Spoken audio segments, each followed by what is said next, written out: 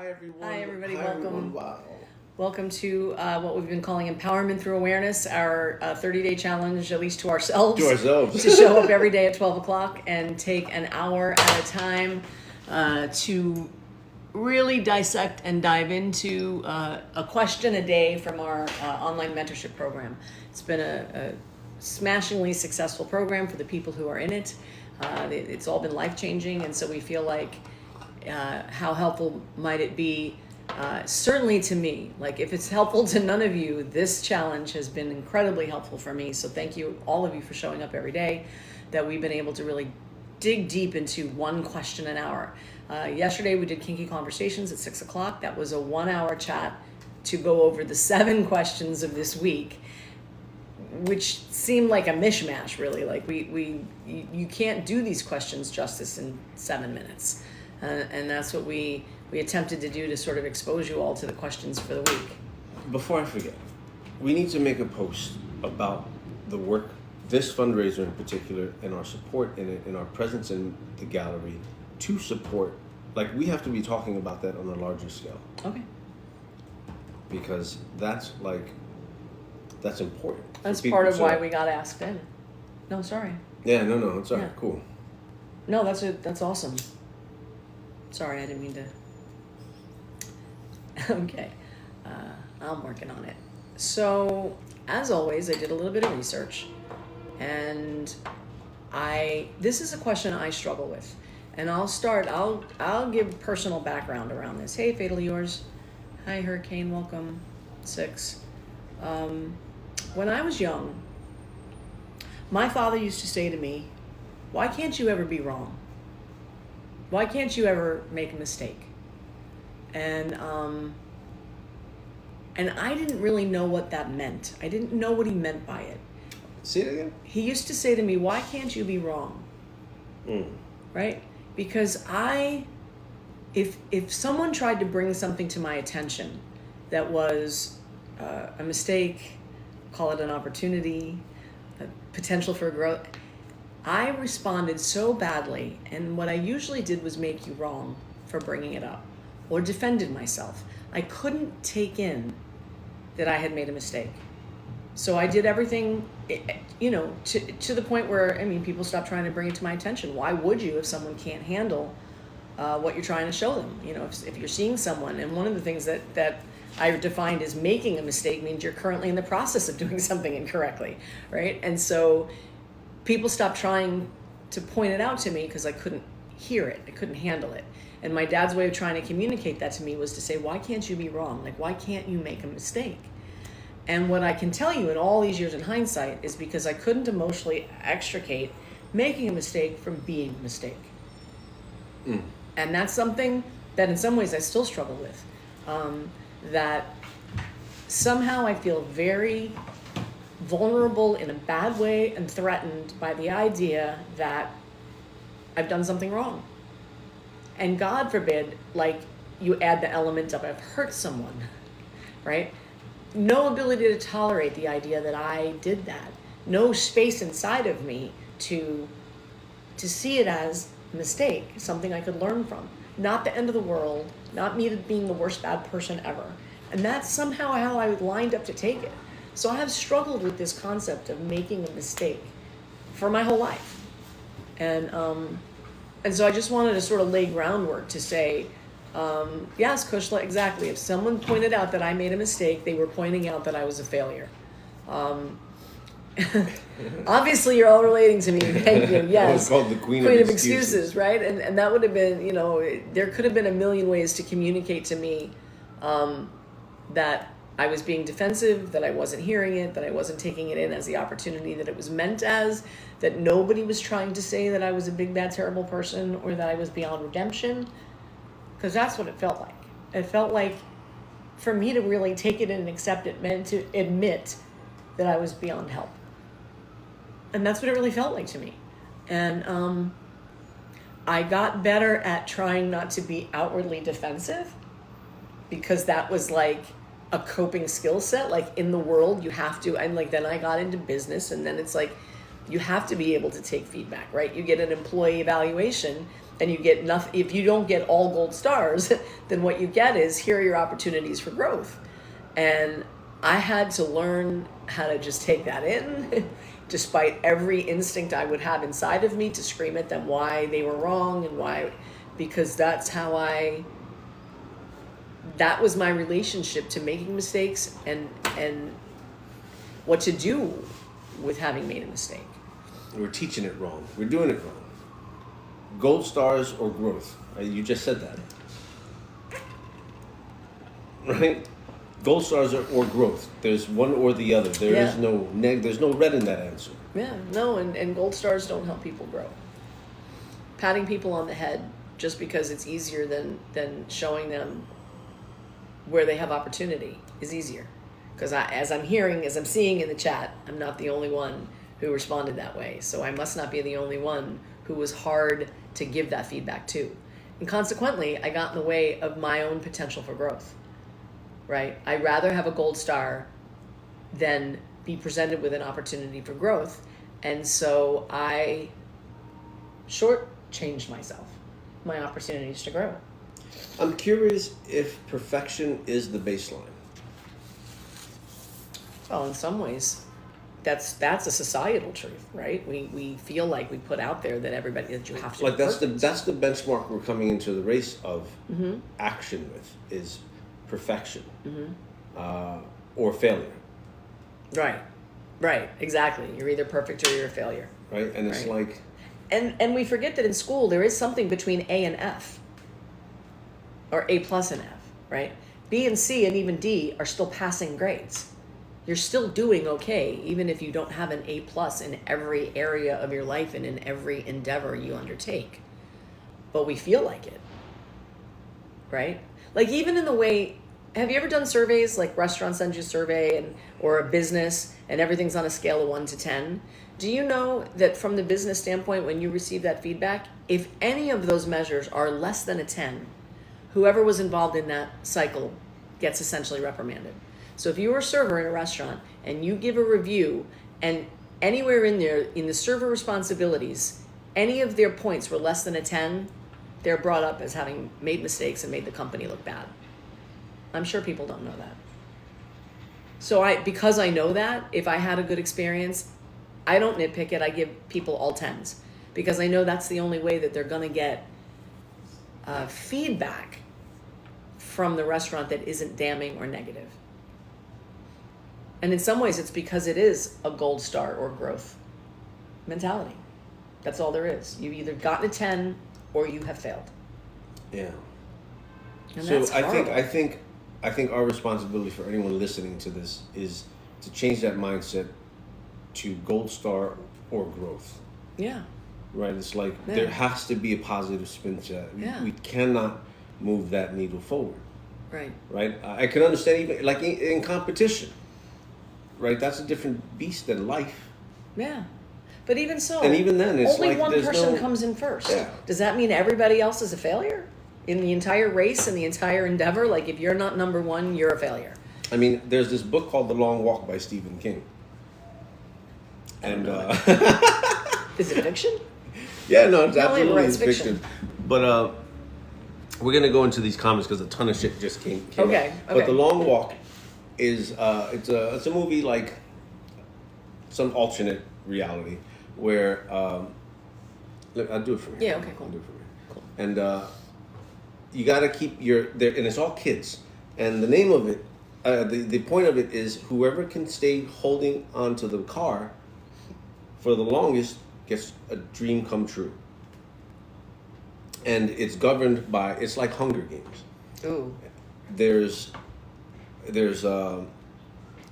it's just a walk at first, and you have to keep a certain pace. And then as people fall out, they get shot. They should actually make it a movie. Oh my goodness. It's wild. That That's these sounds kids. like sounds like Race 3000 or whatever that movie was. It's pretty awesome. And it comes down to the last two, and they have to keep their hands on the car at this point. And whoever lets go gets killed. All that to say. So if you're not number one, you get shot. Yeah. Yes, emotionally, that's what that feels like. It's exactly like that. Yeah. Right. Right. That's a very sort of ridiculous example of what we're talking about. Dead girl emotionally. red. I'm going to come back to the comments. Missy Wu, thank you so much. Kat, this is for you. I'm so sorry no one ever told you that it's okay to make mistakes. That is how we grow as humans. Thank you. And then there was another one up here that said, that personal growth is a motherfucker. Yes, Pete. it is. Let me jump into the comments down here. for There was sure. a ton of stuff. Let's see. I was called the queen of excuses. I used to defend myself. I wasn't allowed to make mistakes or it would bring shame to the family. They absolutely can relate to that. Yes. I had to learn that too and grow from it. It wasn't until 10 that my mom dated a guy that sat me down and explained it's okay. Lucky you. That's awesome. It's okay to make mistakes. That's incredible. I have a question perspective about making mistakes. Krisha and I spoke about it yesterday. Why do people push people out and abandon them when they make mistakes? That's why we become defensive. Why can't we be there and mentor and guide and not just in the lifestyle? The expectation is perfection. I just recently pushed someone out for making a mistake because he wouldn't admit to how his actions were hurt and words hurt people. It's because that's what we show and teach. Make a mistake and you get pushed out. If you can't take feedback, then what's the point? Yeah. If you're not perfect, then you're toxic or a red flag. Yeah. Right? I have so much, let's see, not me wanting to go down the rabbit hole and ask for a box about mistakes and perfection. That's pretty funny. I give everyone 3 or 4 chances. I don't like pushing people out. Welcome to the way the world is now, yeah.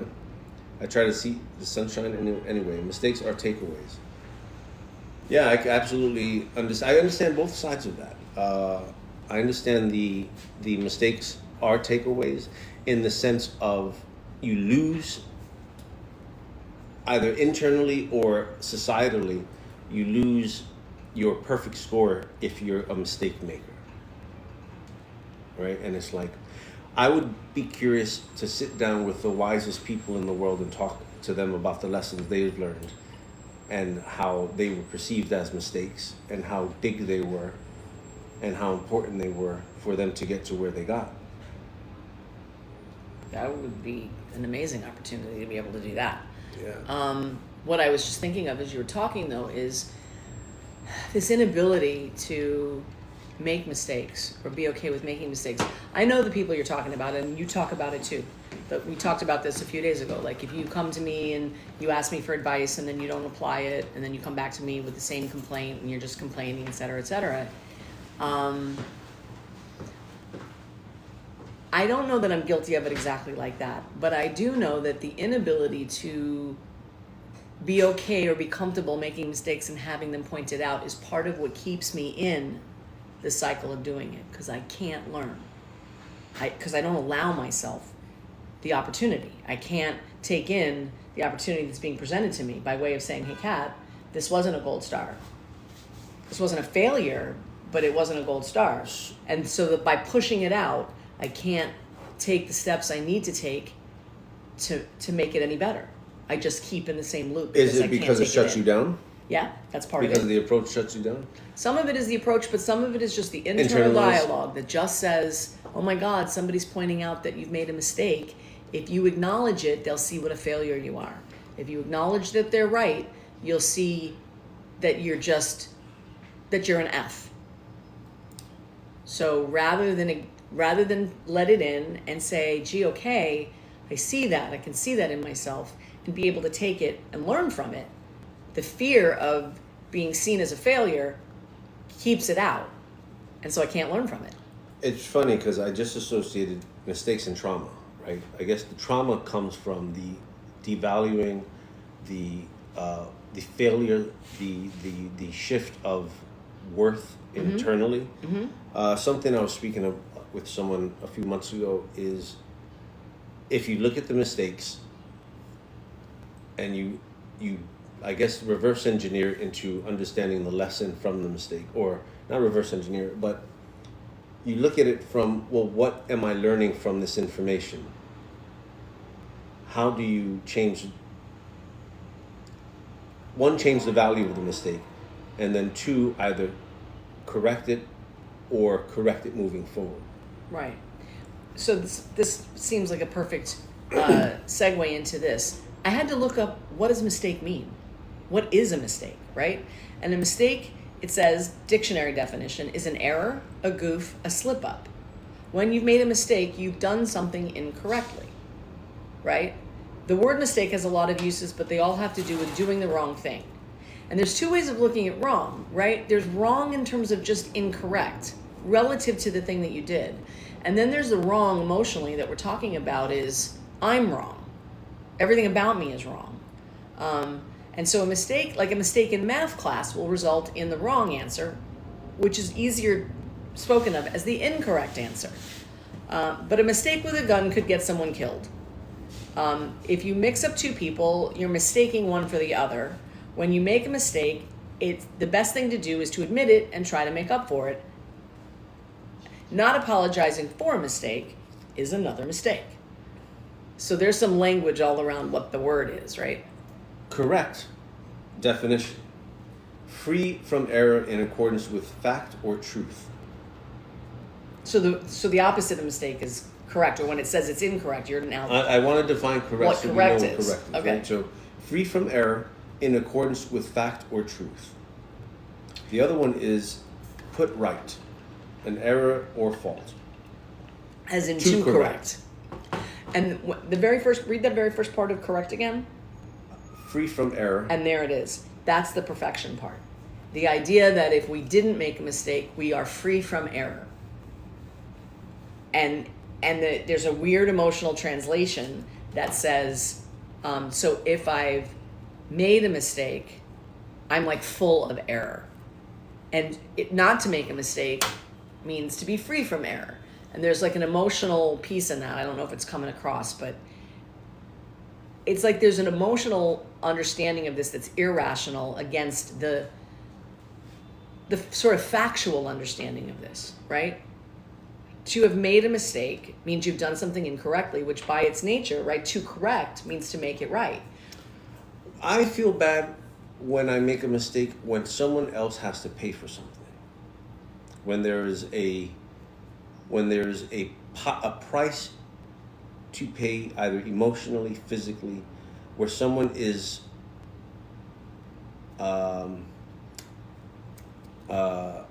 what's the fucking word? When someone is disrupted, or it's not disrupted, the word isn't disrupted, but when it affects someone, that's when I feel my mistake has a greater weight than if it affects no one or if it affects myself. Do you have an example? Giving someone the wrong address. East side versus west side. Fuck! I'm so sorry. I feel like such a jackass because I didn't double check the information. If I go to the wrong address, fuck. I went to the wrong address, right? Or if I type it into my maps and it's incorrect, or Like I make you the type mistake, in I the type it incorrect in, address, right? and then I see that, and it's like, oh, I'll correct it, right? So there's different layers of where this mistake happens and who it affects.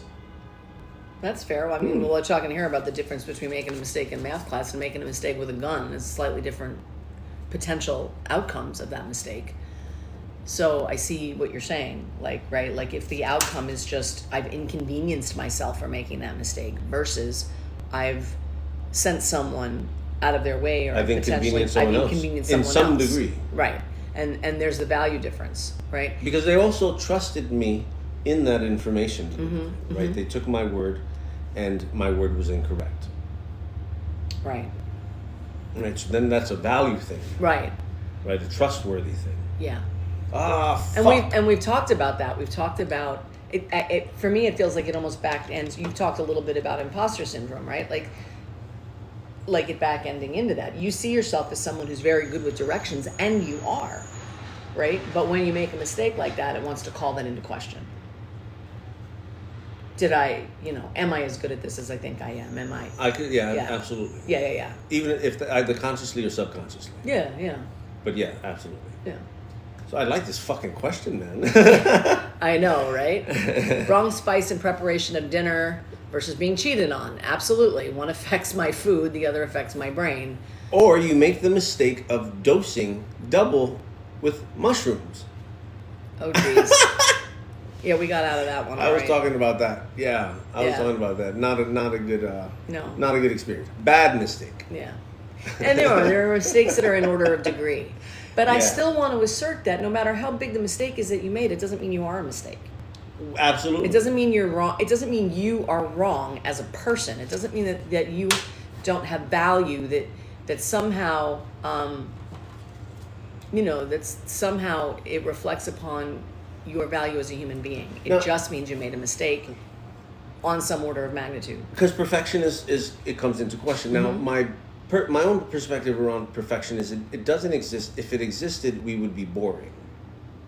Say that again? If perfection existed, we would be boring. If everyone was perfect and no one ever made a mistake. Yeah, there would be nothing to discover. Right? There'd be nothing new. to aspire to. There'd be so it's like everything was always perfect all the time. It's like, imagine if something went bad, right? You'd be doubly fucked if because everything you'd have no was perfect, skills, right? So it's like that's how you build your toolbox, right? Right. The wheel wasn't perfect the first time they did it, nor was the airplane, nor was anything else, right? Right. So it's like it gives us time to make it better. Our mistakes give us opportunities to reframe, to reshape, to grow. Now, as I'm talking about it, it's like now taking into perspective the value of, and I say value of the mistake being to what degree does it inconvenience someone or yourself, right? It's like where's the threshold in, I guess, self-forgiveness. Reflecting on why the mistake was made yourself and processing it, like if it was the wrong information, or I moved too fast to give the information, or I was too absent-minded to look at it. Like you really break down what happened and why so that you can make the difference versus not taking the blame, being defensive, or trying to look at other ways and explain other ways out of it. Yeah. One of the, if I'm hearing this right, what you're saying, one of the things in the process that I have around my recovery stuff is when I see that I've done something wrong, not only do I need to see that, but I also need to see what is it about myself that contributed to that mistake. Was I not listening? What was I doing or not doing that contributed to that happening so that I can learn from it, so that I can make adjustments? Because just knowing that I made a mistake and then apologizing for it by itself doesn't necessarily keep me from doing it again. Understanding what inside of me led up to me doing that holds the key to how do I learn to do something different. Yeah. Right? What is it about me that I need to change, do different, come to understand, et cetera, et cetera. And in that way, can I not do the same thing over and over again? Can I move forward? Missy Wolf says, repeat after me. I'm not my mistakes. I forgive myself for making mistakes. I will learn and grow from my mistakes. Thank you, Missy. Thank you for all your comments. Actually. Yeah, those are great affirmations. That's what that is. It's an affirmation for me to say, look myself in the mirror and say, I'm not my mistakes, and I forgive myself for making mistakes. There's some good comments too. Mistakes are takeaways. We all make mistakes on a daily basis. I have two things. The past doesn't define you. You can't make a bird stop flying over your head, but you can stop it from nesting. That's called an asshole. Internal dialogue can F you up more than what anyone else can say to you. Absolutely. You can't call it, and this is the one I saw. Wayne, this is perfect. You can't call it a mistake. You can't call a mistake a negative thing if it's viewed as a takeaway. Right. The people usually use the word opportunity, right? If you can reframe a mistake as an opportunity, then you can do something with it. But whose error? Well, I mean, sometimes the figuring out my part in something, the whatever the mistake I made, is coming to understand that whoever it was with is perhaps toxic for me. Perhaps it's somebody that I need to move away from. I need to stop trying to engage with, and my mistake is trying to engage with someone over and over again. Then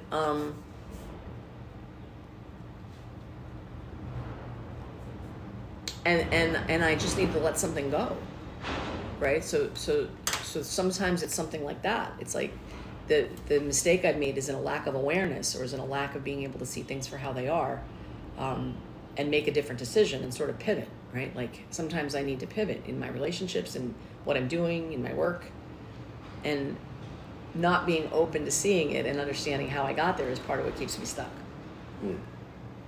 Funny mistakes versus harmful mistakes. Right, that was kind of what you were talking about, right? Or, The degrees, yeah. right, the degree of mistake, or who's being impacted by it, right? Like you have a better threshold, an easier time tolerating mistakes that you make when you're the only one affected by them, right? It's harder for you to tolerate having made a mistake if you hurt or inconvenience another person. That's harder for you. I mean, and I would guess that's true for anyone. I mean, I feel the same way. Because I almost immediately dismiss,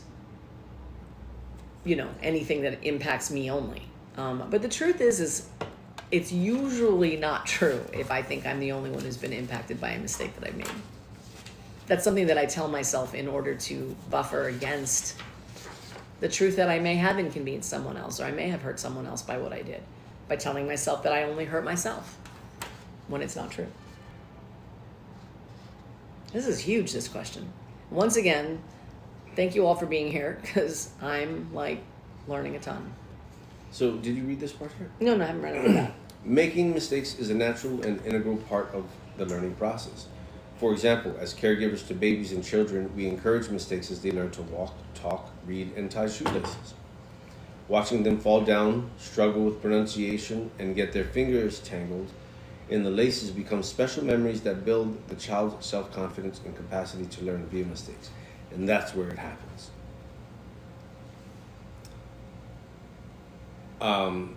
Watching them fall down, struggle, and with pronunciation. That's where the molding starts. With young people. Because if the young kid falls and starts crying, quit crying, you didn't hurt yourself. If they're struggling with pronunciation, being made fun of for saying something wrong. Like, fucking something that kids, what do they always say? There's always some words that they put the two letters backwards, and then people make fun of it. Right. Right? And it's cute, but depending on how it's impacting the person, depends on how they'll carry that forward. Shoelaces. Oh my God, can't you figure it out already? In what you're saying, the phrase from my childhood is, stop crying or I'll give you something to cry about. Yeah. So, let's see. However, as children grow up, their mistakes are not always viewed in a positive way, including in a school system, where mistakes are often penalized instead of promoted. By the time the children grow into young adults and attend university, some of them equate mistakes with failure instead of learning opportunities. They may be too worried about making mistakes to engage with the learning process in emotionally healthy ways. As adults, we come to understand that engaging in the process of learning is more important, you would hope. Right. About the adult. Provided you're not stuck in it. Provided you're not stuck in, Perfection. don't cry or I'll give you something to cry about. And all that did was make me cry more. And it did nothing to help me process whatever it was that was a problem in the first place. And more satisfying than focusing on doing things perfectly this time. That process includes mistakes, errors, misconceptions, struggle, practice, and time. We know from our own experiences that when we embrace struggle and we see it as an opportunity to grow intellectually, emotionally, socially, and or physically, learning can begin to almost feel almost magical again, magically satisfying.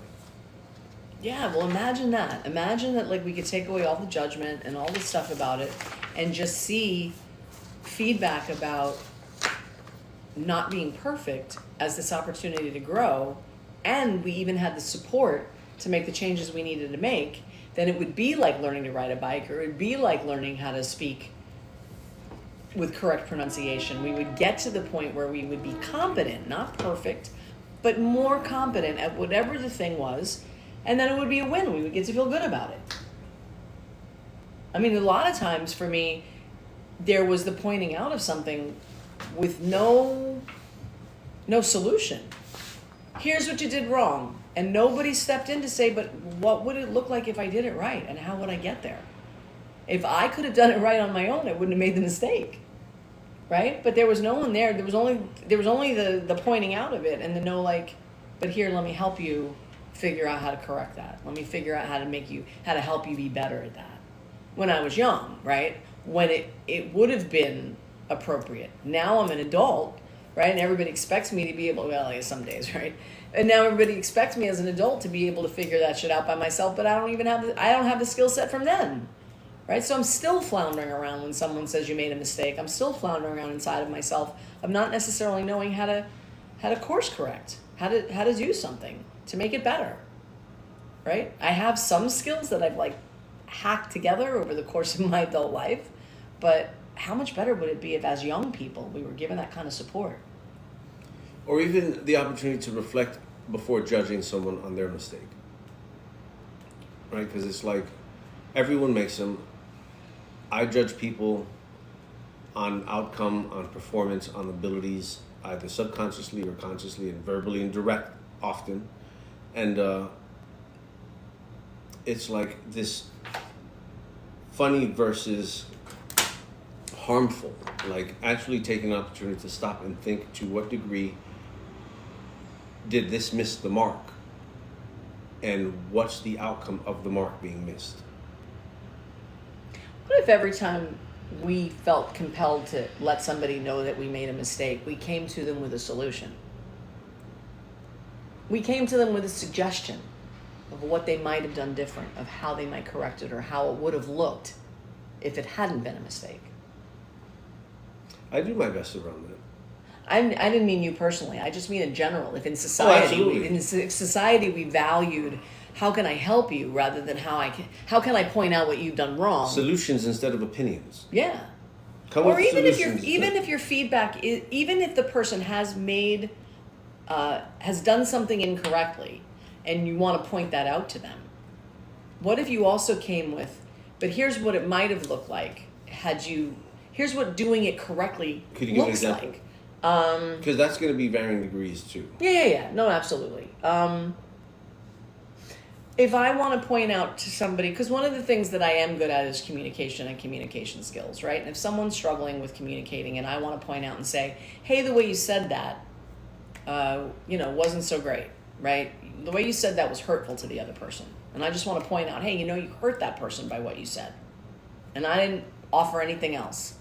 Then I've just pointed out to you that you did something wrong, and great, I can see it in you, and you did something, like, where is the help in that? But if I can come to you and say, hey, you hurt that person when you say this, here's a way you might have said it. Here's a way that you could have delivered that same information to that person in a way that wouldn't have hurt them so much. And then you speak it out loud so the person can hear what different language sounds like. It's a suggestion. It's a way of saying. And maybe it helps, but at a minimum, it would open up a conversation where the person could step in and say, oh, I see the difference between how I said that and what you're saying. I'm not sure. And then you can go from there, right? Like, it takes away, I think it would help take away some of the stigma involved with making a mistake. I don't know if that's an example that helps. However, I don't want to say stigma about making mistakes, because I don't want to minimize lack of what's the word? Where someone shows up and they give a half-assed job because mistakes are okay. Lack of effort, right? Lack of effort. There's so, like, you tried your best. Don't get on the fucking field if you're not going to try your best. Like, that you're training, that, like, when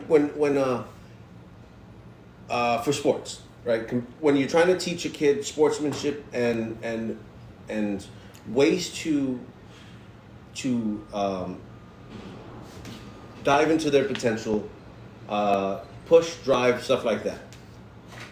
There's a difference between someone who wants to do it versus someone who has to be there to do it, right? And when it comes to children's sports and activities, this is like an example. Okay. I'm trying to do this shit in real time. Okay. I don't know how I'm going to nail this one. But it's like, if the person lacks effort and makes mistakes, why the fuck are you here? But I did it this way, right? Like when they say, hey, Joshua, why don't you delegate this shit? Okay, cool. There's a difference between volunteers and voluntolds. Right? The voluntolds are people who are here in the family, and they are here to do something. versus people who volunteer to be here so that they can get into a party for free. Hey, can you sweep and mop the floor?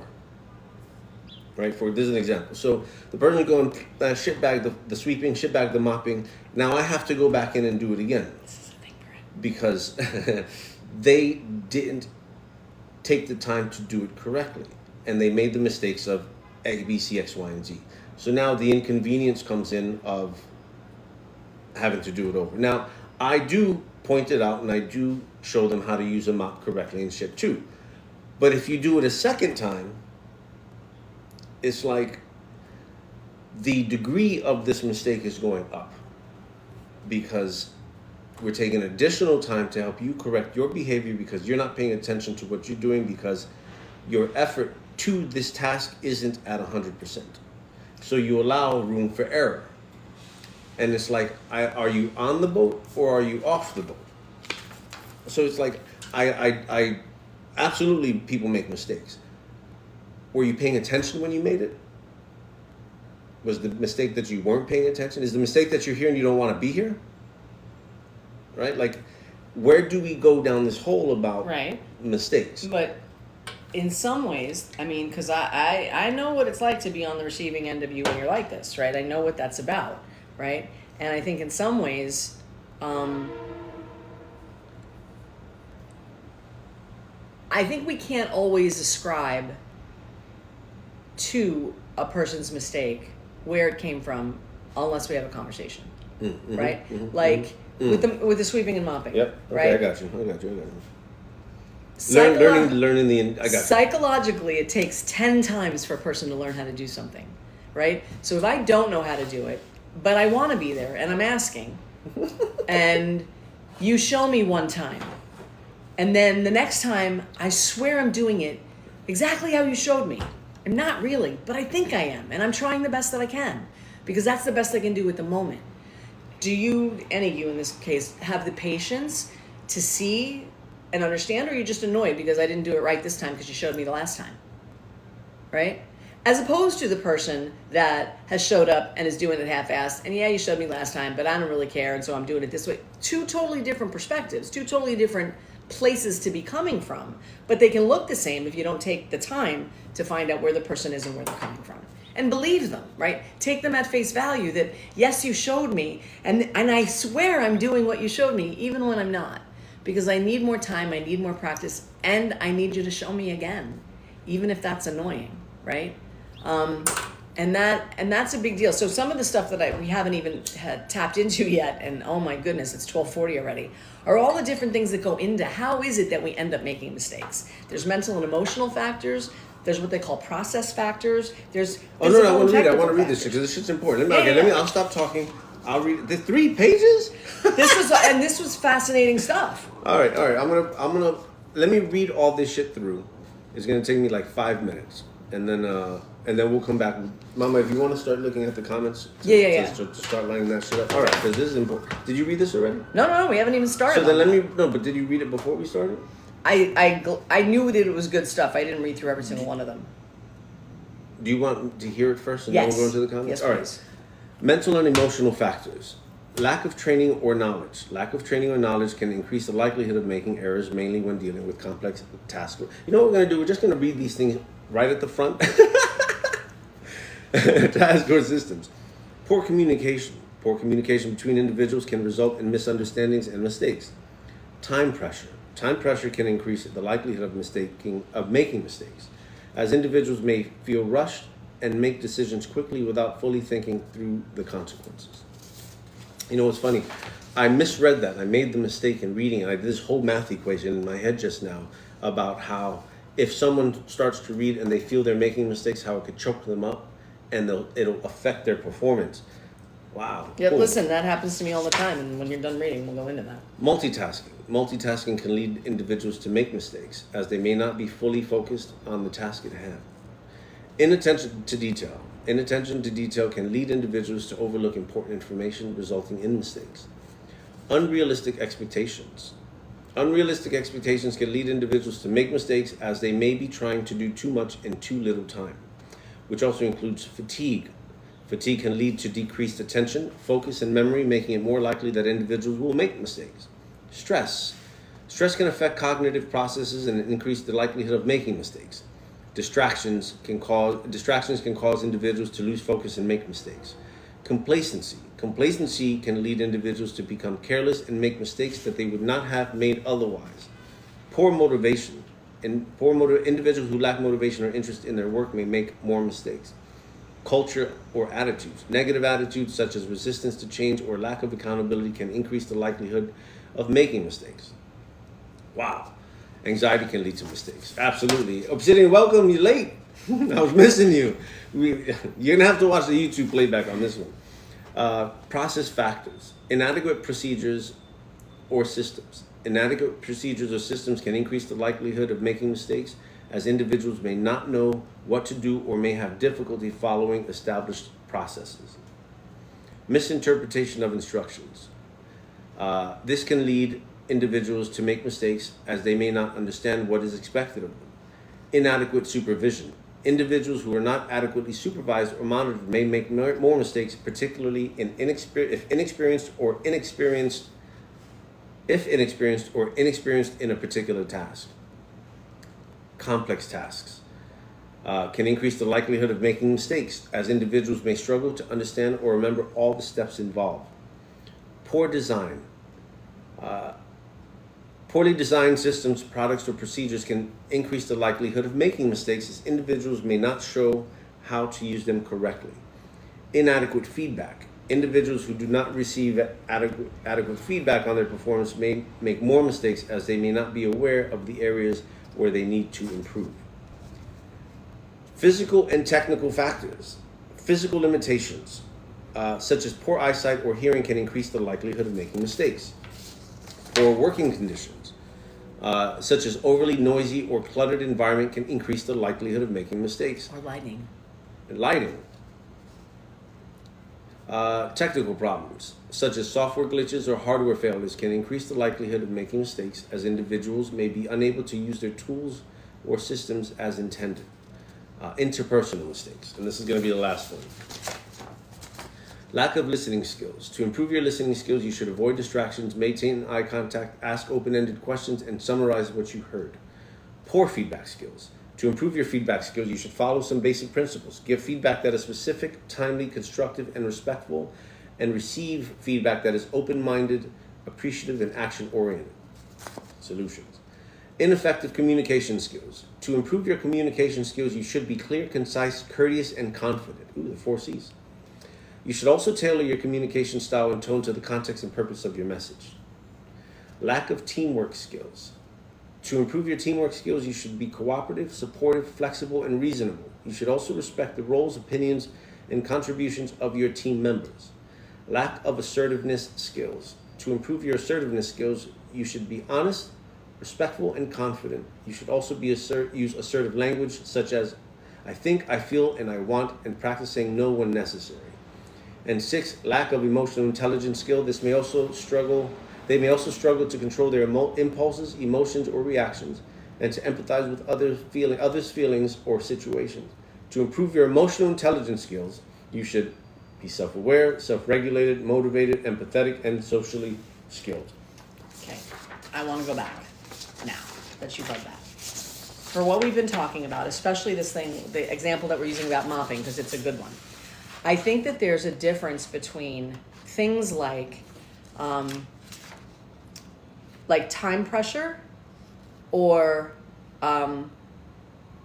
like poor communication, right? Not understanding what you meant, right?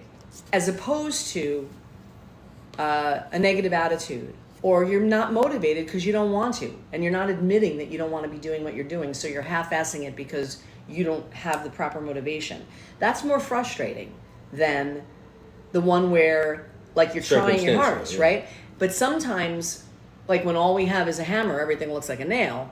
If we're used to people just half-assing it, then we see everybody is doing that, even when people are not doing it that way, right? So there's benefit to really understanding when someone makes a mistake, how and why did they make it, and where are they coming from? Are they really trying their best? Maybe, for something that I'm really good at, someone else trying their best can look half-assed to me. It can look like, what do you mean you didn't know how to do that? Like, because it's really easy for me, or it's a skill I learned a long time ago. I'm not taking into account that maybe you are giving it your best effort. And I need to double down on my communication skills, my ability to give feedback, my ability to give supervision.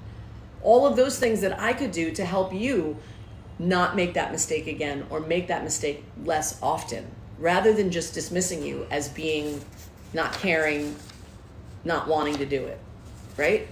So there's a process involved with it, right, Hurricane, because everyone's trying their best does look different. And in some cases, they're not trying their best. Now, for this part, because I've known people who are highly fucking intelligent that are useless when it comes to domestic things, for example. And it's like, I wonder if the inability to do the domestic things psychologically makes them feel the absence of confidence. They lack the confidence of doing domestic things. So instead of wanting to learn it, it's like you step away from it, so you don't show that you are incapable of being perfect in that space. That's my dad saying, why can't you be wrong? Right? Because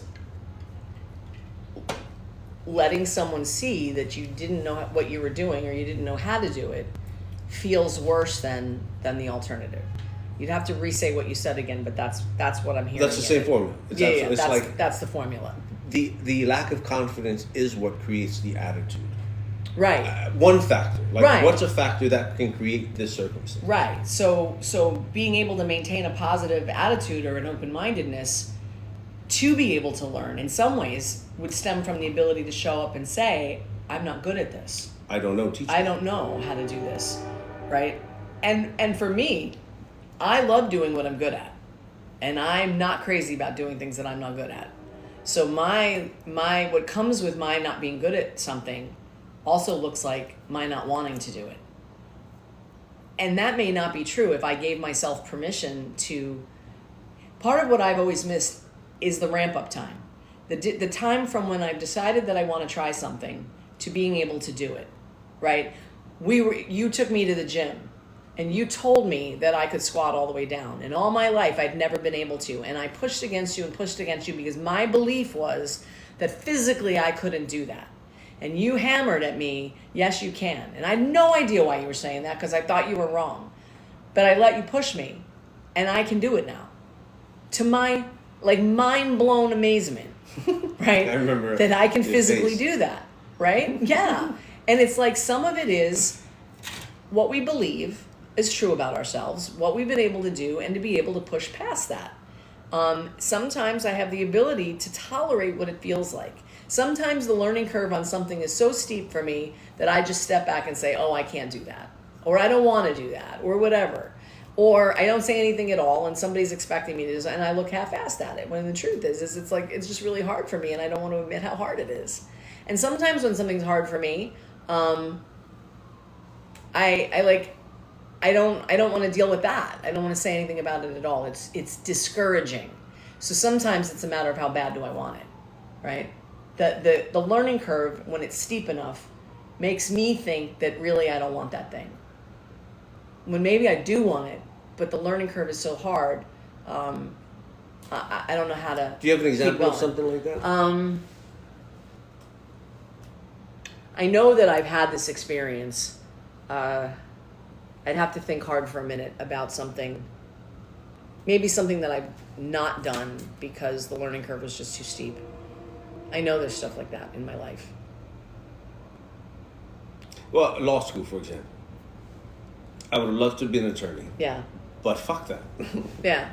Can I? I probably can, but I don't want to put that mental effort into doing it. Yeah. At a certain point, I thought, when I went to school, I got a bachelor's degree in psychology, and I thought I was going to go on to do advanced work in psychology, and I realized I didn't want to. And at a certain point, when I gave myself permission to say, well, what, Kat, do you want to do?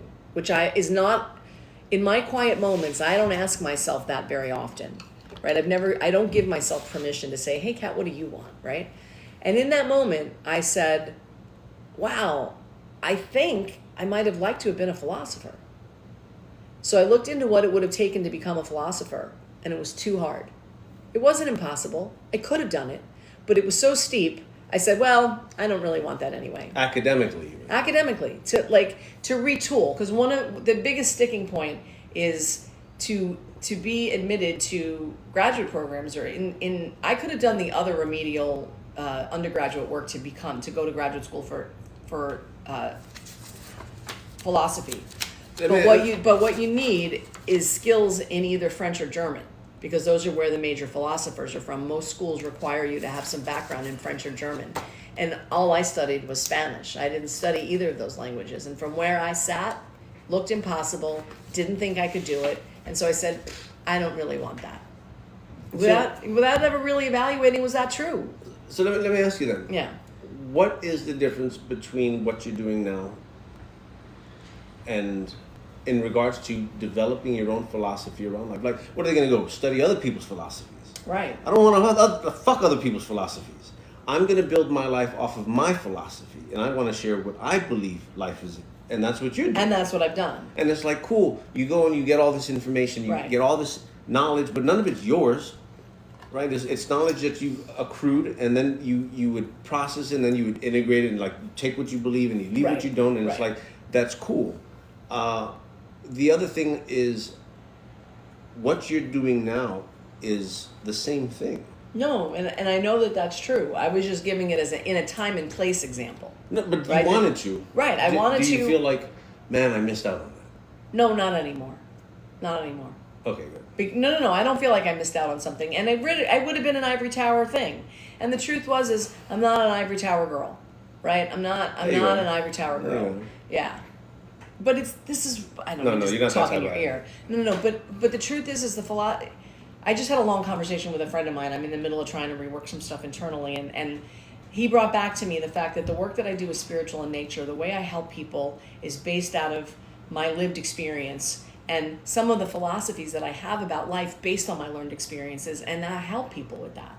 I don't teach kids in college from an ivory tower about other philosophers. I actually take my lived personal philosophies born out of the hard truths of my own life. And that have worked for you. And have worked for me. And then I help people with that. And how much more satisfying is that? For me, it is much more satisfying than it would have been to end up in an ivory tower to just sort of pontificate and, do all that stuff. And there's nothing wrong about graduate work, and there's nothing wrong about higher university, and I'm not trying to take away from that. I see the value in all of it, right? I do.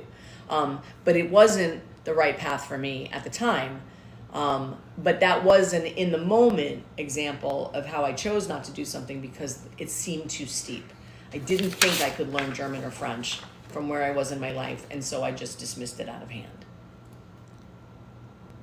Oh, are we out of the hour again? Almost, yeah. I was just reading the question one more time. So what can you learn from your biggest mistakes? It's all the lessons. All the lessons I've taken away. All the times I got caught with my hand in the cookie jar. All the times I didn't follow through on my responsibilities. All the time I was careless. Like, where's that list at? All the times I was lacking listening skills and my physical limitations. Like this whole fucking list. Yeah, one of the things I did want to come around to saying is when I'm earnestly trying to do something, and this has happened with us, when I'm earnestly trying to do something and my inability to do it correctly is seen as a lack of effort on my part, and I really am showing up and doing my best despite all appearances to the contrary. When that stress builds up, when the pressure builds up about why I'm not doing it correctly and that I should be doing it correctly, and I'm really doing the best I can, which means I'm missing something. I'm either missing supervision, I'm missing more communication, I'm missing something. That stress compounds my inability to do what I'm being asked to do. And it becomes harder to do it correctly, becomes harder to hear, harder to practice, harder to do any of those things because the stress of not being seen as giving it my best effort, instead being seen as someone who's half-assing it, creates a pressure that makes it even harder to pull out of that hole. So I just wanted to say that for anybody who struggles with that. Because for the most part, I think most of the people I know, we do for the most part show up and give it our best effort. I think more often than not. I think for me, in the spirit of this, going forward, what I'm going to do is err on the side of believing a person's going to show up and try their best, and that first I need to exhaust. Have I been a good communicator? Have I given someone enough of a ramp up time to learn a skill that they didn't have, no matter how easy it is for me, right? Did I give room for feedback? Like, I'm going to check off all the things that I could do or could have done differently or could do differently before I assume that someone's inability to do something is because they don't give a shit or they're half-assing it. I'm going to give them that benefit, which I don't always do, especially with the things I think are easy. Or I've already prided myself on, I have community. I've told you how to do that. I've like made it clear. And you're still not doing it right. Like, I'm going to check a few more things before I chalk you off to being, half-assed about it. That's my takeaway. Yeah. That's pretty good. This was probably the fastest hour. I don't know what that thumbs down is about, but Where?